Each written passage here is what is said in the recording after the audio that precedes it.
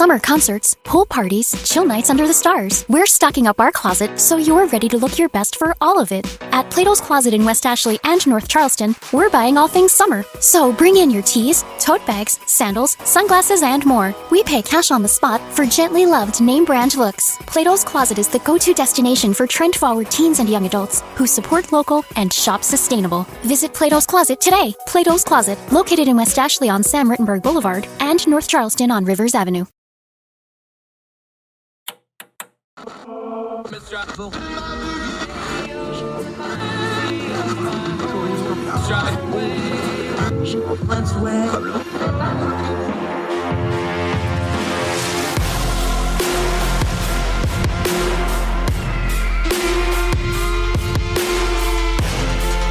your host, Andrew Donaldson. This is Tod Kelly.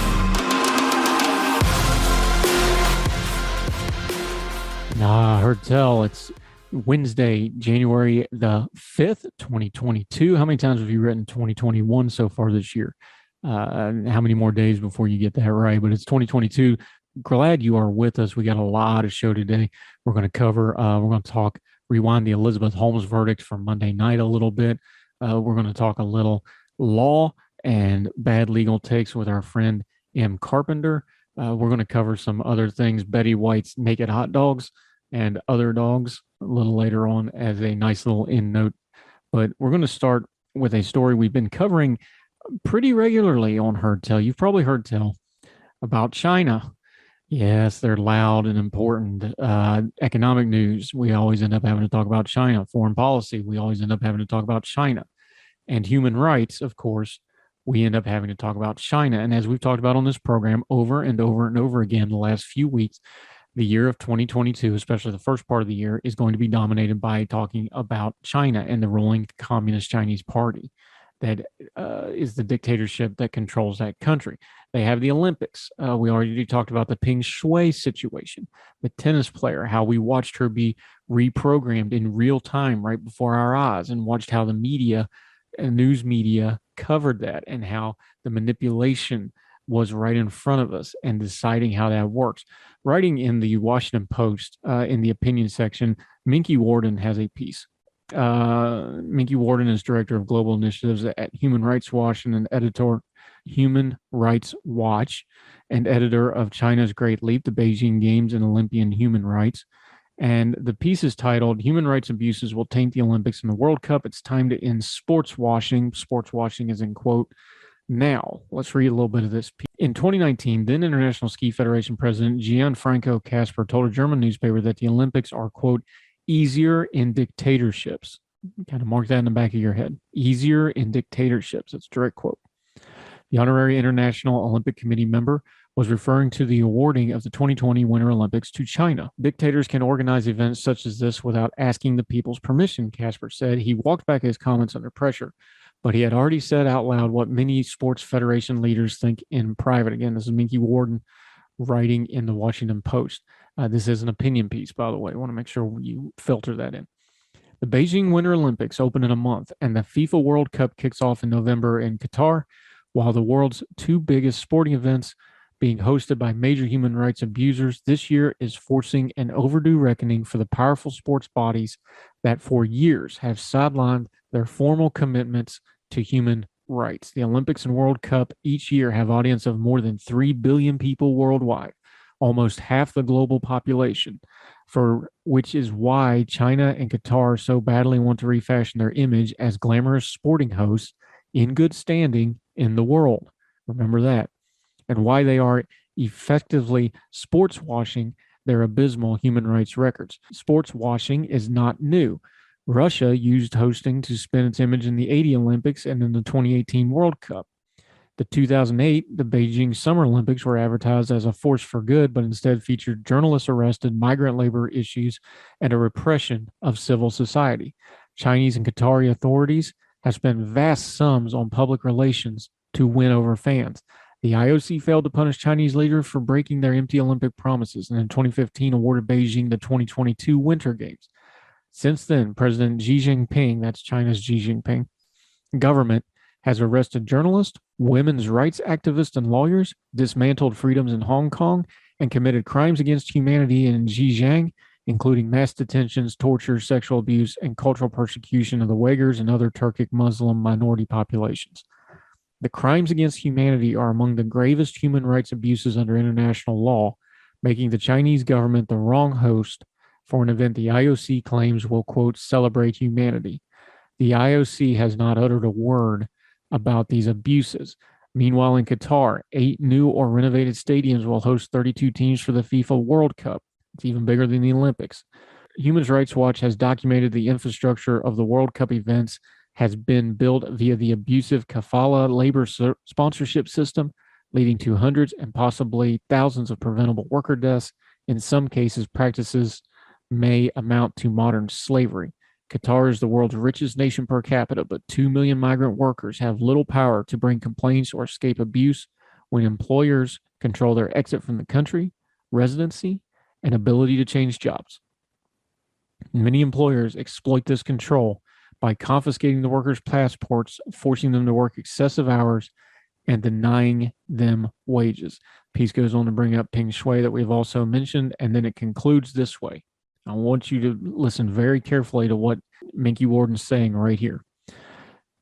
The IOC and FIFA, that FIFA runs the World Cup, find themselves in a new world where there will be a cost to coddling dictatorships. In December, the United States, Britain, Canada, Australia, Japan, the last Olympic host, announced a diplomatic boycott of the Beijing Winter Olympics. In the new era of close scrutiny of corporate social responsibility, Olympic corporate sponsors, including Coca-Cola, Procter & Gamble, Intel, Visa, and Airbnb, have been called to the U.S. Congress to explain their funding of sports washing. This sports animus hubris may ultimately prove how necessary human rights are to staging mega events. The IOC and FIFA should reverse course and back athletes and human rights over profits. If they can keep covering up for China and Qatar, their brands will be at great risk. If they acknowledge they can no longer sell games to the highest authoritarian bidder, they might survive 2022 by promising future games will be awarded on the basis of basic human rights and the values of the athletes and fans expect them to share. That's from Mickey Warden in the Washington Post. I do not share his conclusion. They're not only going to get away with it, but it's already baked into the cake that they will get away with it. Take, for example, China's mastery over the National Basketball Association here in America, where the merest utterance of complaint by one of the NBA's GMs led to him basically getting drubbed out of the game for all practical purposes because there's so much money involved. You cannot get athletes, even ones who are very outspoken on social justice issues and human rights issues, to open their mouths and say a blessed thing about China. There's too much money involved.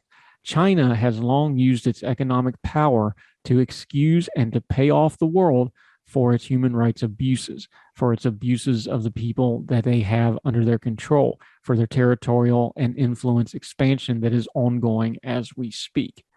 The IOC, the International Olympic Committee, despite what they present you on television, is one of the most corrupt organizations on the planet. They launder money. It's a giant, if you just look at the money itself, it's pretty indistinguishable by how gangsters work.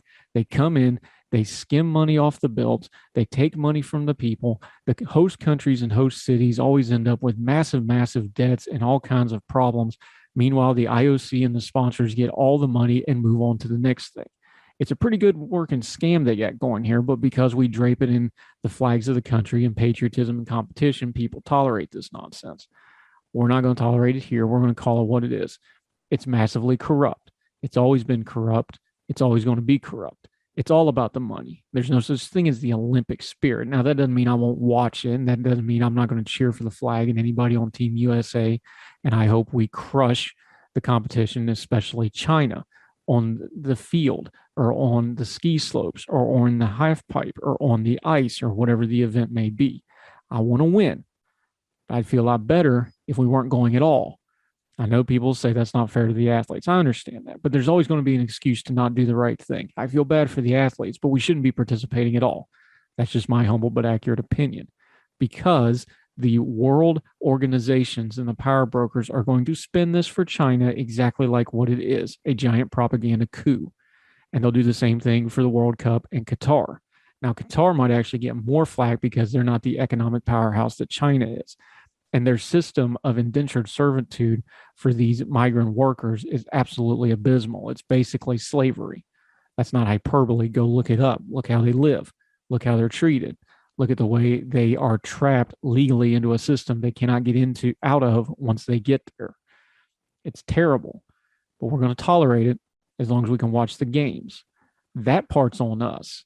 We should say so. We should tell people that it's wrong, and we shouldn't participate in it. If we were to actually boycott the Olympics, yes, I feel bad for the athletes, but that's China's argument as well. They're always going to argue that, well, it's for this, that, and the other. In the meantime, they're going to still get exactly what they want. At some point, we should stop giving them what they want and start bringing some real pressure for them to stop doing what they want to do, which is oppress all dissent, which is to crush people that aren't like them, which is to do wicked things in the name of China dominance of the globe. We still have free speech. We should use it against places like China and against places like Qatar. The ruling governments, again, the people are a separate thing, but the ruling governments of these countries need to be shown and need to be told that a wider world can use their technology to raise their voice and say, no, we see what you're doing. We see that you're treating humanity badly, and we shouldn't tolerate it just because we want to watch some sports. More Heard Tell right after this.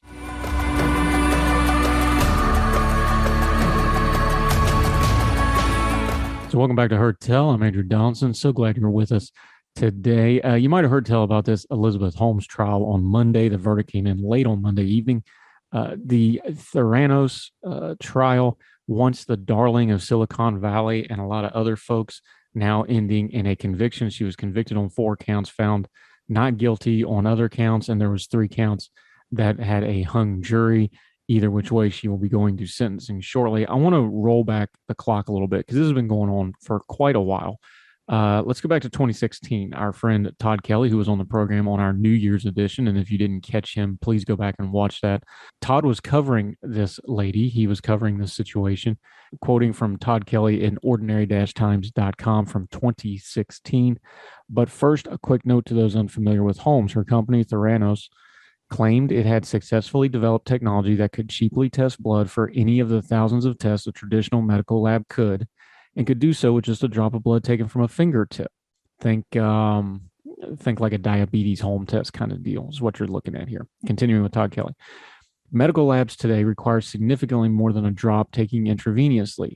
There are good reasons for this. One is that even in a sterile environment, it's extremely difficult to get a human finger to be clean to the point of where the risk of contamination doesn't exist.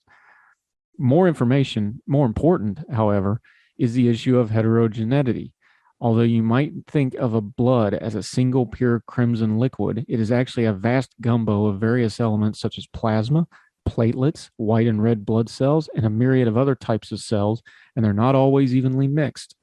A single drop of blood, therefore, might well contain the very information you are looking for, such as whether or not you are likely to have cancer. But then again, it might not. Theranos' business model also eliminated the need for a medical doctor. If you wanted to know if you were HIV positive or had high cholesterol, you simply go to a contracted retailer, Walgreens or Safeway, for example, have your finger pricked, and in a day or so, your results would show up on an app on your phone. As world-changing technologies go, Theranos' was pretty astounding, or at least it would have been if it ever actually existed. As we now know, this is Tod Kelly writing in 2016, ordinary-times.com about Elizabeth Holmes. As we now know, even though Theranos tried for over a decade to make such tech work, they were never able to do so. But they told the public that it did work and began to market it anyway. In some instances, they would run the drops of their customers' blood through their own technology, which they had dubbed Edison. But in most cases, they simply diluted the drops of blood with water and ran them through their competitors' traditional machines. The results in both instances were highly inaccurate. Earlier this year, this is from 2016, remember, after it had completed its own investigation, the Medicare Council, which oversees medical laboratories in the U.S., declared that Theranos' blatant disregard for patient safety, that's a quote, put consumers of its product in immediate jeopardy. That's also a quote. The damage done to Theranos' customers, either by convincing them they did not require medical intervention when they in fact did, or convincing them they needed treatments that they did not, will likely never be truly known. Such is the imprecise world of both medicine and the human body. The FBI is currently investigating, and criminal charges must be forthcoming. Again, this is from 2016. And then he goes on to break down what he thinks was wrong. And he turned out to be very prescient back in 2016. And now, late on Monday evening, she was convicted, found guilty on 4 charges relating to various parts of fraud. Now, again, she was also found not guilty on several charges, and there was several charges that were hung jury. Factor that in as you will. But at the end of this piece, way back in 2016, I wanted to point out 2 things that Tod Kelly pointed out that are prescient back then and still apply today as we hash through this verdict. And again, these big time cases, anytime we have a verdict, people just jump on the verdict. Remember, these things happen in a sequence, not in a vacuum. What got us to this verdict? How did this happen in the first place? Those are the information points you want to ask and the questions you want to ask whenever we have a high profile trial like Elizabeth Holmes, like a criminal trial, like all the trials we've been seeing lately. Always dig past the headlines, find out what's going on. So from Tod Kelly, going back to his 5th point on this piece in Ordinary Dash Time, why Arizona? Remember, they were setting up a company that was basically a front for a fraud operation for something that wasn't happening. Listen very carefully to this. When I first started out researching this story, I wondered why Walgreens started its Theranos Wellness Centers in Arizona. Neither was headquartered there. A lot of old snowbirds maybe was the only thing I could think of off the top of my head. This is good Big J journalism. This is reporting. Listen carefully to what Todd's doing here. Quoting from the piece, now I know that the reason everything was being done in Arizona was Arizona House Bill 2645. Again, this is from 2016, ordinary-times.com. It turns out, Tod Kelly writes, and I know this will come as a shock to you, the most states have laws against medically testing people without a doctor's consent, especially by medical testing facilities using procedures not approved by the FDA. Go figure. Turns out that Arizona also once had laws like this on the book. HB 2645 essentially lifted those regulations so that Theranos could begin selling its tests to Arizona citizens. What is truly amazing, however, is exactly how Holmes and Theranos got Arizona's legislator and governor to adopt Theranos' language and change existing state law. Not by showing anyone that their product worked, obviously, because it clearly hadn't, and because they refused to show it to anyone any kind of data of any kind. No, they got the Arizona GOP-controlled government to give a green light by noting that Theranos' board was made up almost entirely of members of the Hoover Institute, a conservative think tank out of Palo Alto. I talked with several of the reporters who were at the testimonies prior to voting, and all tell the same story. Not one legislator grilling Holmes or Theranos asked a single question about their product's efficiency or anything at all related to the medicine, diagnostics, or medical lab standards. One rep did ask if patients would be able to understand the results they would receive. Holmes apparently said yes, and that was good enough for everyone involved. As House Speaker David Gowan correctly noted, you're talking to free market-minded people here, so you're talking to the right tone. You're taking the right tone, excuse me. This deserves highlighting, especially here at Ordinary Times, because it is not really a case of market capture or of crony capitalism. It is rather a case of what conservatives and libertarians insist we need more of, sweeping deregulation across the board that favors innovation and that applies to all companies equally. So if there is someone that didn't get treatment soon enough because they got back botched results from the tests they got at Walgreens thanks to a state-approved circumvention of medical standard diagnostic procedures, I suppose they can be comforted in knowing that the market worked. Yay. Now, I agree with Todd. This is Tod Kelly writing all the way back in 2016. Anytime we have a bad verdict and a bad trial about bad things happening, scratch the surface far enough, you're going to find some government unaccountability somewhere along the lines. Todd scratched it. Todd did the legwork. Todd did the journalism, and he found the problem. And the problem was in running regulations and doing it for untoward reasons. This is, of course, a bipartisan product. We could find other cases of other parties doing it, but in this case, it was the GOP. So let's lower some invective onto their heads. Deregulation in and of itself is not a bad thing, of course. Some things need to be regulated. Some things need to be regulated less than they are now. But the problem with the regulation is it's just a tool. Regulation is a tool like anything else. It's all in how it's used. And an unaccountable government that isn't worried about better things for most of its citizenship and doesn't have any kind of accountability can use that tool to do a whole lot of damage. I'm not against deregulation. I'm not for heavily regulating everything on all reasons. I am for having some common sense in our government that some things need to be regulated. And above all else, regulation should not be discarded for crony reasons or for political reasons or ideology reasons. These things have wide sweeping impacts on people. But the good news, something we could fix. We just got to care enough to pay attention and actually try to fix it and bring attention to it and complain about it and make noise about it and use your social media for something other than sending cat pictures. Use it to pressure your government and institutions like the FDA and regulatory agencies to be more accountable and raise the alarm on fraudsters like the Elizabeth Holmes before people get hurt. More Herd Tell right after this.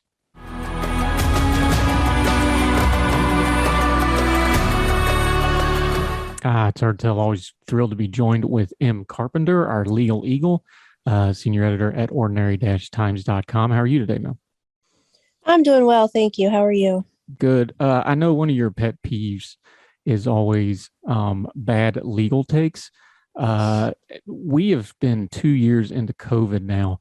Why can't people get their minds wrapped around what Nuremberg codes and what HIPAA is? What's the problem here? Where's the breakdown on all this stuff?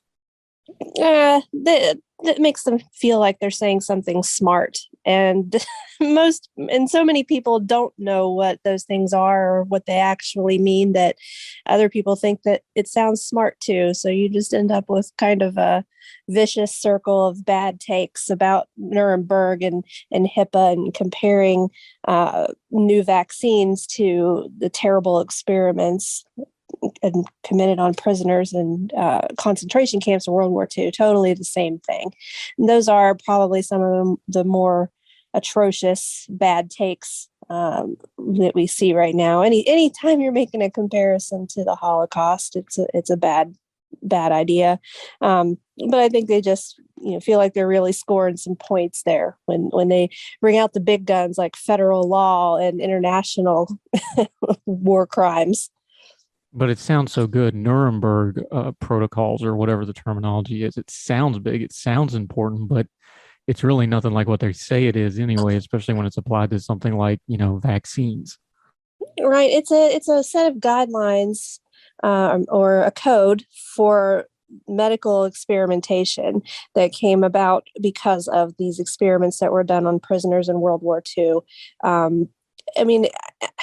It's not a federal, United States federal law. You can't go to prison for violating the Nuremberg codes under American law.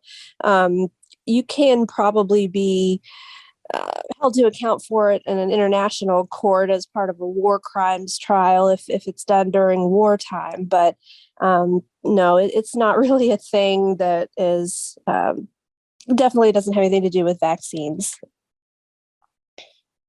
And furthermore, there has been a history in this country of vaccines not being good. The government has done some untoward things in our past. So it's not unfair to question those things, but that's not what this is it? That's not honest questioning.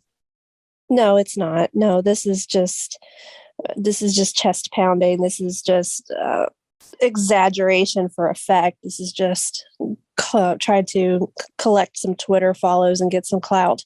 Yeah, and speaking of clout, one thing that is completely abused by the pseudo lawyers on social media is free speech. Talk about some of the ways you've just seen free speech absolutely talked ridiculously about online lately. Well, if I never see the phrase fire in a crowded theater again, it would be too soon. I think they've beat that to death with very little understanding of it. Anytime it's a non-government entity, like, Twitter kicking you off and people start screaming about free speech, that's frustrating because Twitter's not the government. I know now there's been some argument, even from people who know what they're talking about, that it's such a public square and being shut out of it is a bad thing, no doubt. But you're not free of consequences from private companies. And another legal take I want to point out here, a bad legal take, is just because it's publicly traded does not mean it's not a private company. I see that quite often too, when people say, but it's publicly traded, it's not a private company. That's not how that works. Now, and explain that a little bit, because the public there is not who owns the company. It's who, that's a stakeholder thing. That's a business thing, contract law, torts. That's a totally different thing. Kind of dig into that for a second, explain it to folks, because they don't understand that the legal term public means a little different than just the mass of people walking back and forth around Walmart. Right. Public means its own, I don't know about owned, but it's a government run entity. When they talk about public, they're talking about government agencies and, even municipal government, not just federal government. That's not a company that is people can buy stock in. I have one share of Twitter stock. I like to say I own Twitter because I have that one share of Twitter stock, or I just play around with it. So, but that doesn't mean that I am now the government and I can violate somebody's freedom of speech. First of all, I don't have any control over Twitter. None of the people who own stock have the ability. Well, they may if they run the company, but in general, the public who owns Twitter stock, they don't have the ability to go in and delete tweets and kick people off. So there's no government action happening here on Twitter that we know of. Yeah, Facebook's trying really hard to do that, but that's a separate situation. Talk about it this way, though, because people have a hard time understanding it. Who does own Twitter? Because it's a company, but since everybody uses it, they don't think of it like a house or a business or a physical location or a piece of property, but it's still property. Twitter owns Twitter. Why is that such a hard legal concept for people to get their heads around? Is it because we all use it, so we feel ownership on it? But that's not how the law's written, is it? No, and I think you're right. It's so ubiquitous. To the people on Twitter, it seems ubiquitous. I know a lot of people who don't have Twitter accounts, and way more people have Facebook accounts that have Twitter accounts. So it seems like it's part of everybody's life, but it isn't. And I think that's just something that happens when you're very online, especially on Twitter, when you're somebody who spends a lot of time on there, like I do, and like I know you do. And it seems like, well, everybody has this. So it's the same as telling people they can't stand in the town square and speak when that's a violation of free speech. No, it's not the same thing. And anybody can open up a Twitter account. It's just that if they can't follow the rules, which as a private company, they are allowed to make their own rules, then they can be kicked off the platform. And it's people get very angry about that. And they feel like they're being kicked out of this big universal experience because it can feel like that sometimes. But let's run this out to the end game, because I think people get wrapped up in the moment of, oh, I'm being censored, or this person's being silenced. But you're a lawyer. I'm not. You explain it. What would be the end game if something like a Twitter or a Facebook, as nefarious as Facebook can be, we've seen what they're doing lobbying wise. What would the end game be if they couldn't have control over their own platforms like that and couldn't control it? Because that would be the end of open and free expression. Also, you're kind of killing what you're saying you're proclaiming if you don't have those legal protections for the companies, correct? Correct. I think you end up, if Twitter gets taken over by, let's say the really vile white supremacists that aren't even, veiled in their vitriol, they get on there and they say that, the most terrible things. And pretty soon you run all the good people off, and then their business model goes in the garbage. If it gets taken over by people that no one wants to be associated with, you don't want to see them in their timeline, and there's no way to stop it. And, you just end up with a cesspool that no one with any sense wants to be a part of. And the next thing you know, Twitter is gone. All right. Talking to Em Carpenter, senior editor at ordinary-times.com. She's one of our legal experts we love to have on. Her Wednesday writs are always excellent at ordinary-times.com. Make sure you check with that. We're going to ask her more legal questions, more bad legal takes, and we're going to set her up on some food questions too, right after this on Her Tell.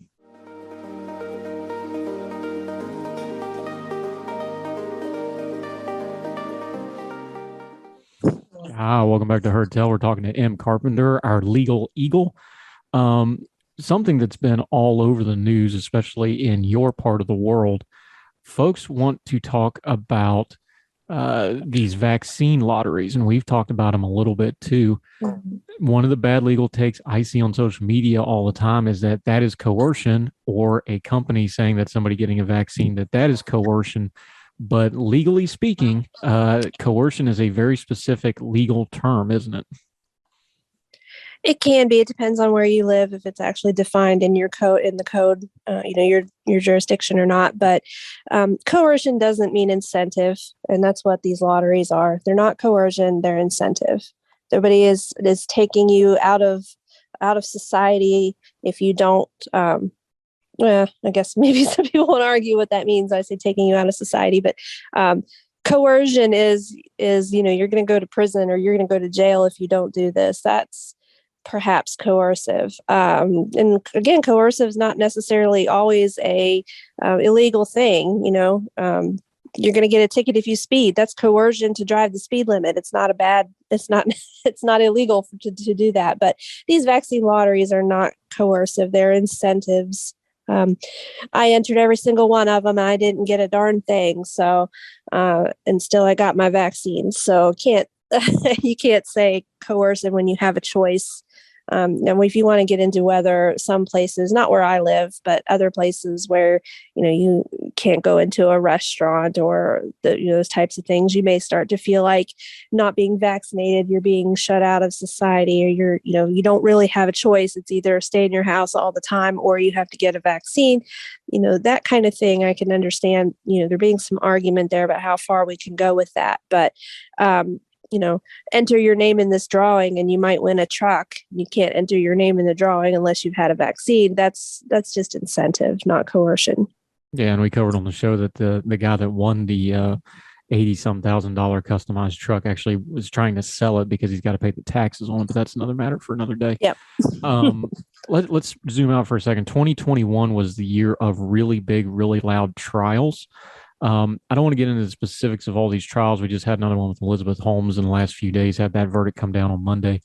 What's a healthy way for an average person to kind of sift through some of this stuff? Now, you're a lawyer, so you understand the terminology, but it doesn't seem like we cover these big trials, whether it's that or the Rittenhouse or the Aubrey case, or pick whatever big name case you want to talk about. Supreme Court cases, we're going to have a bunch of them come springtime.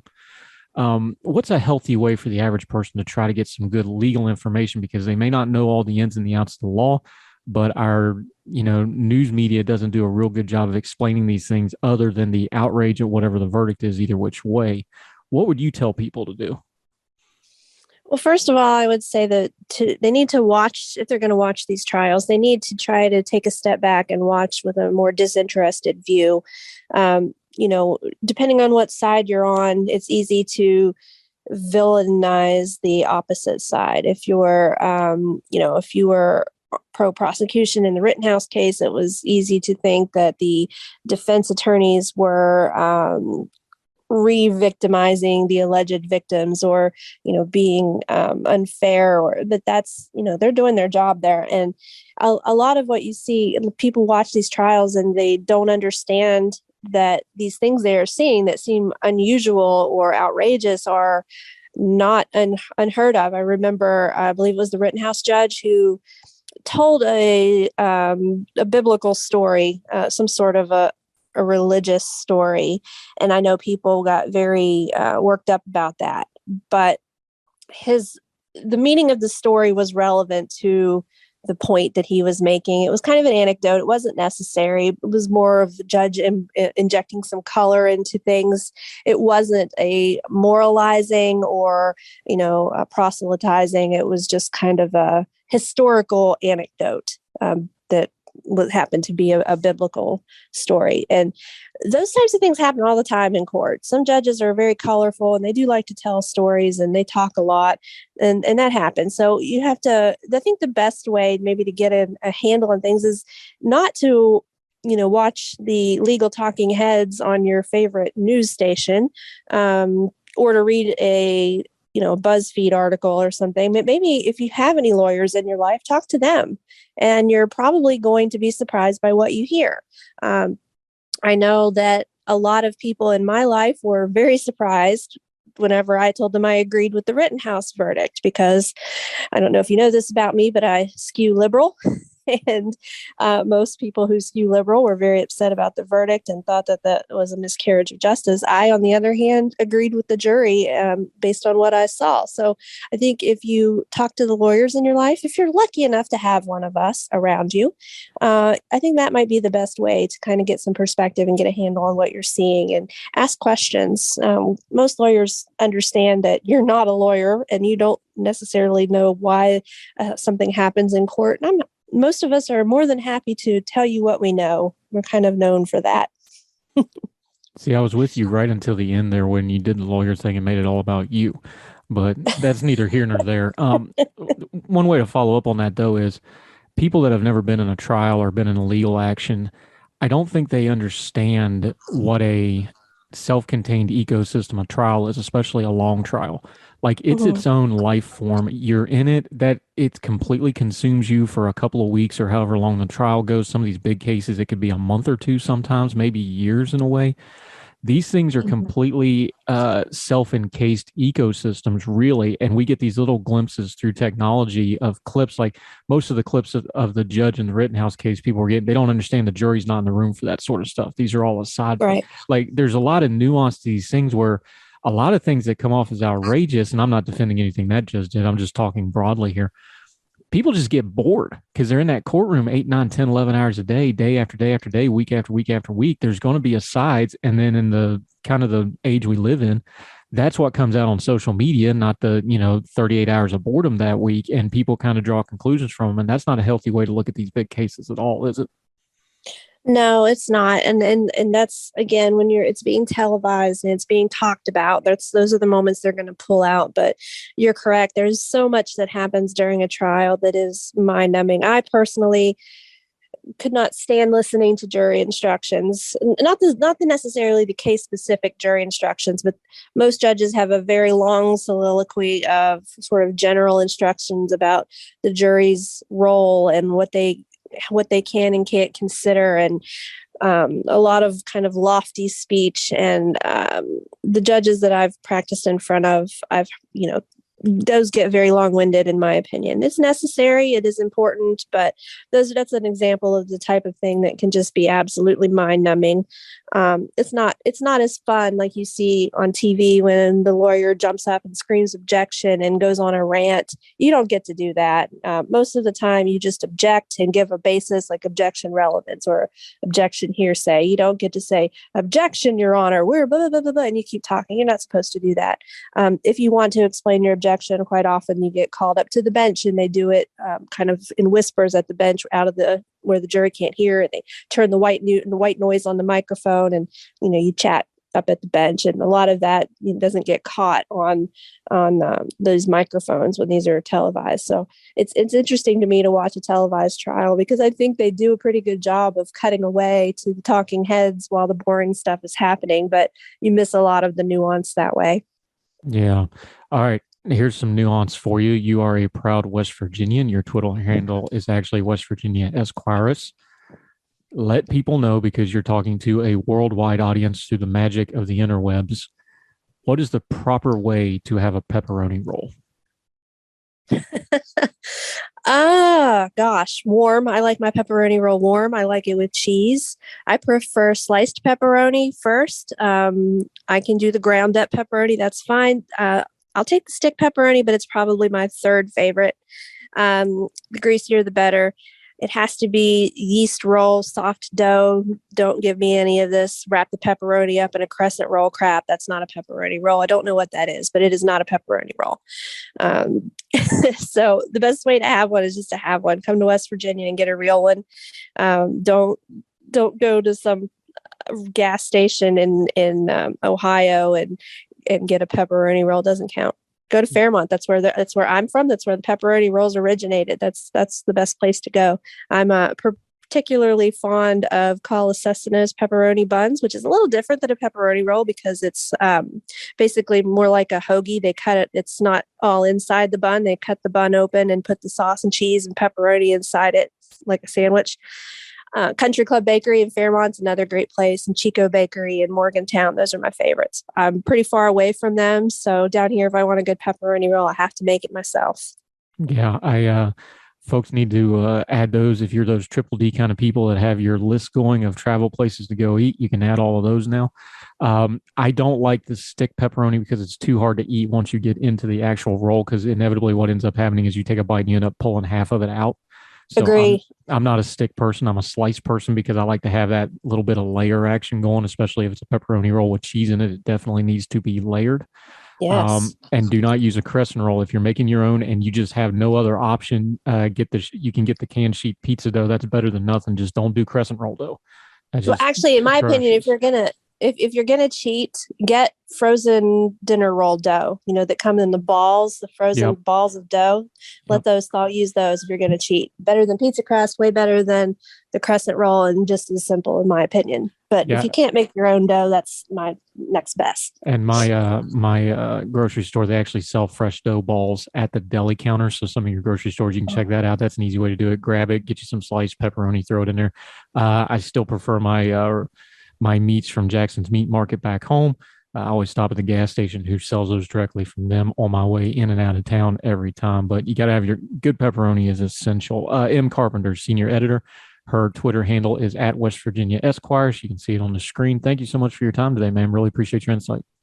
Thank you for having me. We'll do it every week with you if you'll let us. We appreciate you. Thanks. Have a good day.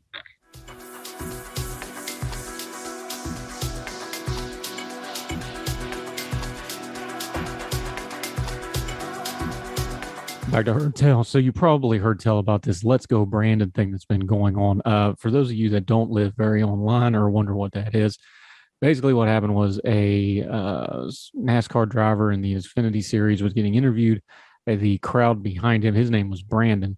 The crowd behind him started chanting about the president in a not friendly fashion, as sporting events want to do with certain folks. And the reporter who's doing a live shot was just trying to save the live shot and explain why people were yelling expletives about the president during an interview. Said, well, they're chanting, "Let's go, Brandon," when very clearly they were not. She was interviewing Brandon at the time, and the thing kind of took on a life of its own. Fast forward a little bit to the modern time. Writing in the Washington Times, this is by Tom Basile. Hope I'm pronouncing his name right.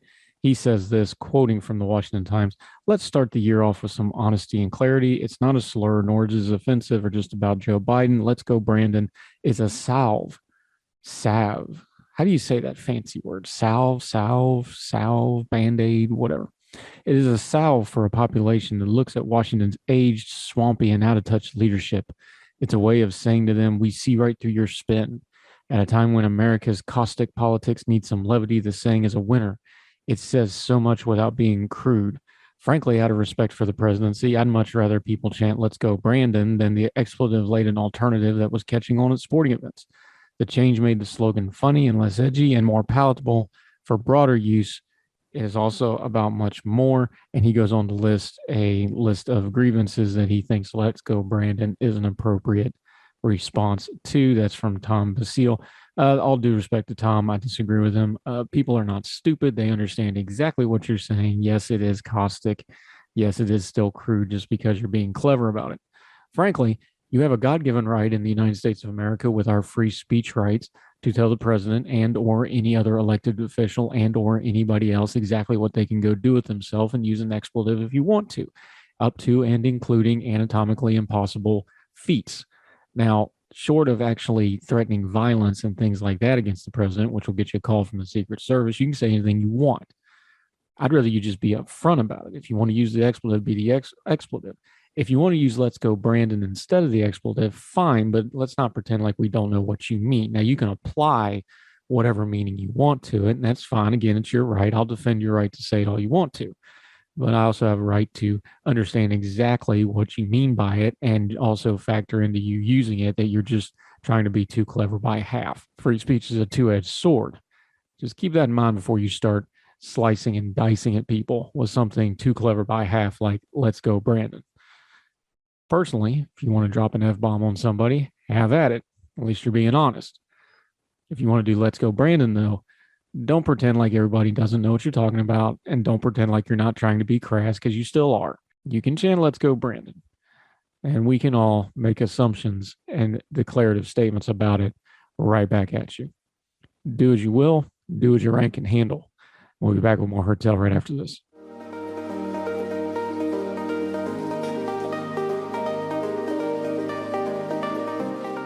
Welcome back to Herd Tell. You know, we always enjoy trying to leave you on a happy note or an uplifting note at the end of the program. And this is a melancholy note, but it's for a good cause. Pink's Hot Dogs. If you've ever been to LA, know anything about LA, Pink's Hot Dogs is kind of the famous hot dog stand out there. Tourist destination, place people go. They have multiple locations, but Pink's Hot Dogs honored the late Betty White, who we talked about died on New Year's Eve, by donating proceeds of their sales to her beloved naked dog to the LA Zoo. I read from KTLA, that's the main TV station out in LA. Pink's Hot Dogs is honoring the late Betty White by donating all proceeds from sales of their Betty White naked dog to the Los Angeles Zoo. Now, naked dog is just that. It's just a plain hot dog in a bun. Real old school stuff here. To honor the legendary Betty White, Pink's will donate 100% of the proceeds for 7 days for each Betty White naked dog purchase at the Pink's on La Brea at Melrose to the LA Zoo. Rest in peace, Betty White. The advertisement on social media read, the location was adorned with a pink sign reading, Betty White, we will love you forever on Monday. White was photographed with her namesake toppingless hot dog at the grand opening of the Pink's location at Universal City Walk in 2010. White died at the age of 99 on Friday, just weeks before her 100th birthday. I don't know if they're as good as the what we call the damn hot dogs back home. The Dairy Queen that's beside the dam. No, I'm not cursing. It's beside the dam by the lake. My hometown started out as Dairy Queen. Now it's Fat Eddie's, but we still call them the damn hot dogs, a little tongue in cheek. Fortunately, they didn't name the dam after the town that the lake took, because if we put Gad in front of the hot dogs, we might all be in trouble with the FCC. As it is, though, I'm always for a good hot dog. Not a whole lot of things in the world a good hot dog won't fix, so go find you one. That'll do it for Herd Tell today. So appreciate you watching and listening, however you are. If you're watching on the YouTube channel, there's a new feature on there. There's a playlist. It's called Herd Tell Good Talks. That's just the interview segments with the great guests we have on the program. Make sure you check that out. It's a neat way, little shorter bites, but gets you straight to the guests, adding more to that from the back catalog as we go. And all the new episodes will automatically go on there. That's just the interviews. That's under Herd Tell Good Talks on the playlist on the YouTube channel. If you haven't subscribed to the YouTube channel, you really need to.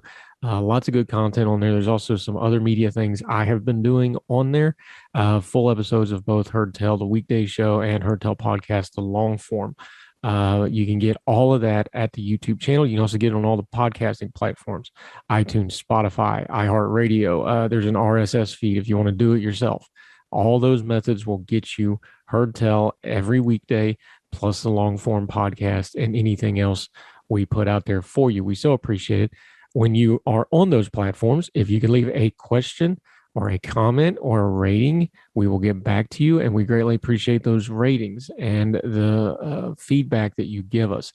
Lets other people know that our program is worth checking out. Only costs you a couple of clicks, but it means the world to us. Lets us know you're out there. We greatly appreciate it. You really want to do us a solid, get on your social media and share it. All those platforms have sharing links. Click on it, put us out on your social media, let people know where to find us. We would sure appreciate it. In the meantime, halfway through the week, got a couple more days to go. Got a lot of great guests lined up for the next few days going through next week. Our partnership with Young Voices, we're going to have a couple of them folks on there. Some really in-depth topics are coming up that are not getting talked about in the news media, even from people that are in the news media.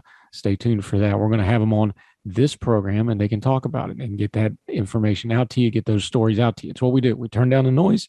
We get to the information that matters. We try to discern our times. Wherever you and yours are, we hope you're well. We hope you're well fed. We'll see you tomorrow on Herd Tell. All the music on Herd Tell is provided under a Creative Content license from monstercat.com.